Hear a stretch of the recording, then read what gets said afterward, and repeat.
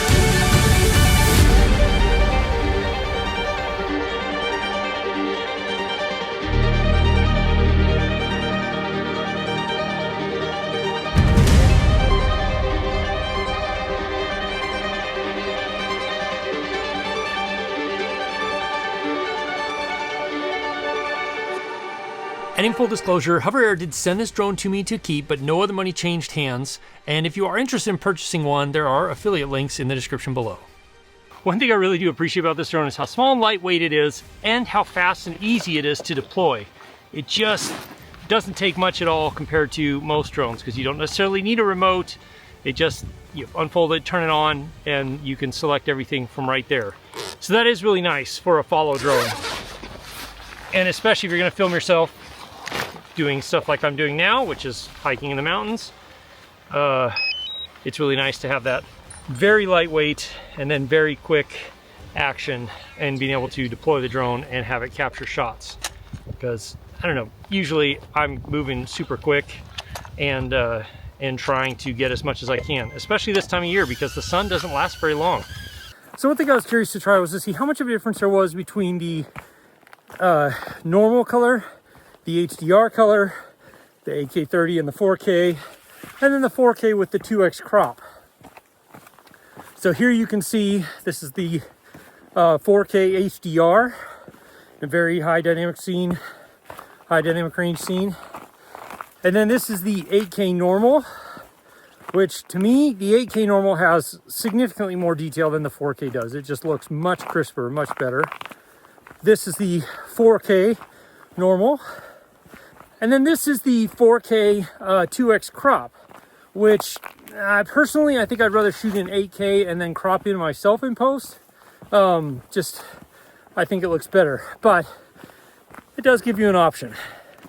One thing that genuinely surprised me about this drone, because it's so small and I just kind of assumed that it was less than what it is how good the footage looks. Now I shot most everything in normal color profile, in the pro mode, in H.265, in 8K30, because that looks phenomenally good. I mean, really, really good out of a drone like this. This thing is tiny, it's super pocketable, it's easy to take with you anywhere, and it does a great job at exactly what it's supposed to do, which is being a super simple and easy to use drone that you put in the air, it follows you around and captures you doing whatever you might be doing, whether it's skiing or snowboarding or cycling or running through the mountains or ice caves, anything like that.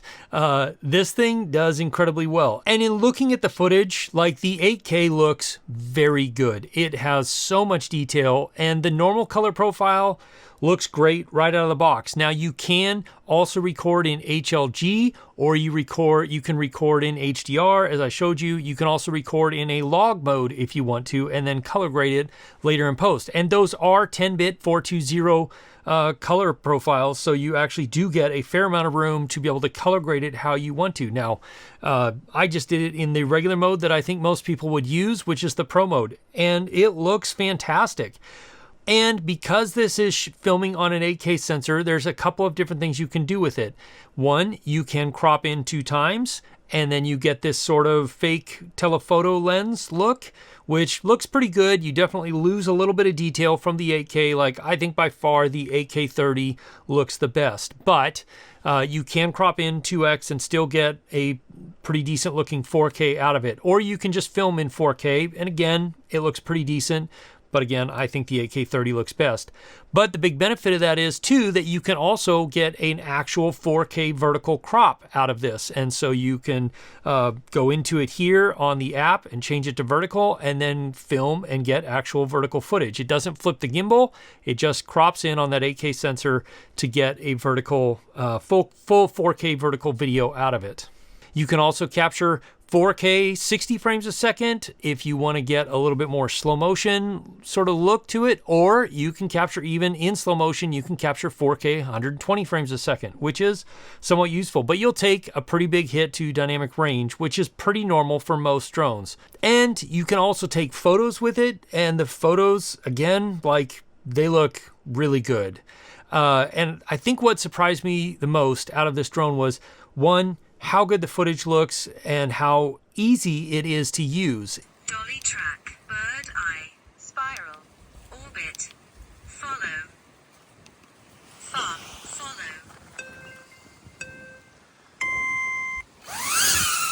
And in how easy that is to use, you get access to all of these different modes that give you a huge variety of shots.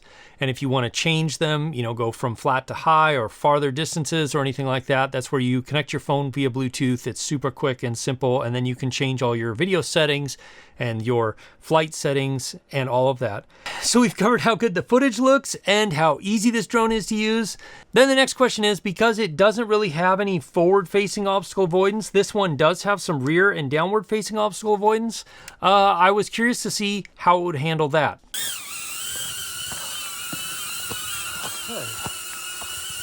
This thing is pretty durable. It's crashed twice now, hitting little ghost branches like that. Still going. So after having had this drone for, I think, 3 weeks now, and crashed it or had it, you know, impact branches, make some rough landings, and a few other things, I think maybe 8 or 9 times now, I could say that this is much more durable than I thought it would be and handles things way better than I thought it would, even without, you know, some of that more complicated obstacle avoidance. It's really impressive how durable this drone has been. And on the durability mode, I also managed to find the limit to how much wind this drone can handle. Now, I expected this to not be able to handle very much wind at all, but surprisingly, it actually handled a pretty decent amount of wind. Well, we found the limits of the wind, which is about 20 miles an hour right now. Pretty gusty. So somewhere down there is the Air 1. I knew this would push it hard, but I was just kind of waiting to see if it would like come back to me or what. If I think it was just like, nope, can't do an orbit. I'm going to set down right here where I am. So now I gotta go down there and find it. Cool. Holy buckets, it's steep. It's a good thing there's all these branches to break my fall and to hold on to while I try and find the drone.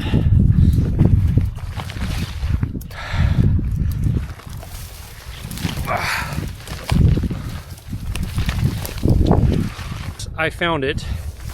Can you see it down in there?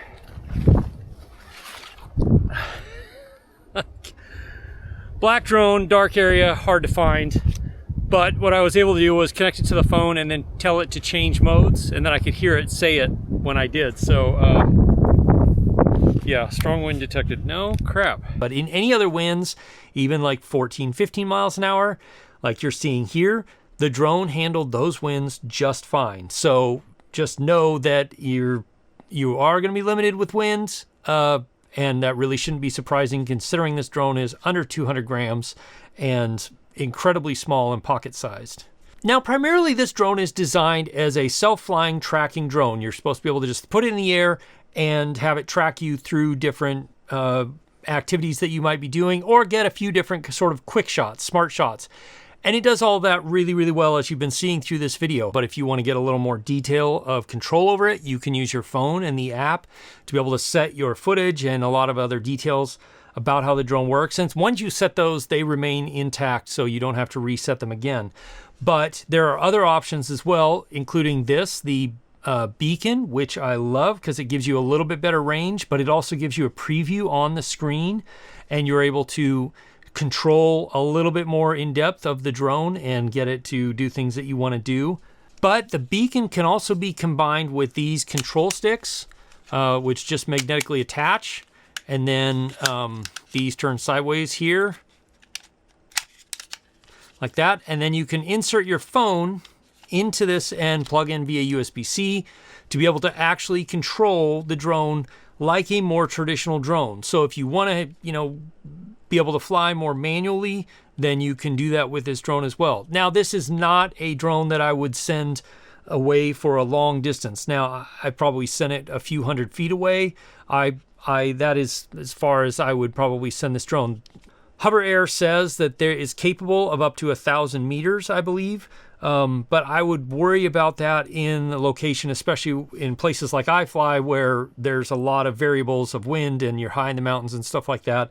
Plus, keeping this within visual line of sight, because it is so small, you need to be a little closer. Now, one thing that I was curious about is they talk about this omni-terrain feature, which I believe has something to do with this sensor on the bottom here, but it also has to do with GPS. And so I wanted to see how it would track me into a very dark ice cave, because they say one of the things about the omni-terrain feature is that it can track you in very, very low light. And it can.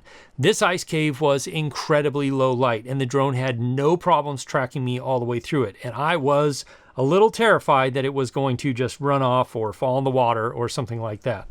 And speaking of that, the low light footage actually was pretty dang impressive. It was a lot better than I thought it would be, coming from such a small drone and a small sensor. I wouldn't send it out at night where you can't see anything. I don't do that with hardly any of my drones, but it does do really well in pretty dang low light, which is really impressive. Now, up to this point, I've been singing the praises of this drone because it is genuinely one of the most surprising pieces of tech that I've used this year. I was, especially as a professional drone pilot, I was kind of blown away by this thing, how easy it is to use, how well it performs, and how good the footage looks coming out of it. That being said, there is one downside to it, and you really probably should expect it, and that's battery life. Now, I have been testing in fairly cold conditions, anywhere from 0°C, 32 Fahrenheit, to about maybe like 10°C, 40-ish Fahrenheit, like very cool, very cold conditions, because we're at the beginning of winter here in Alaska.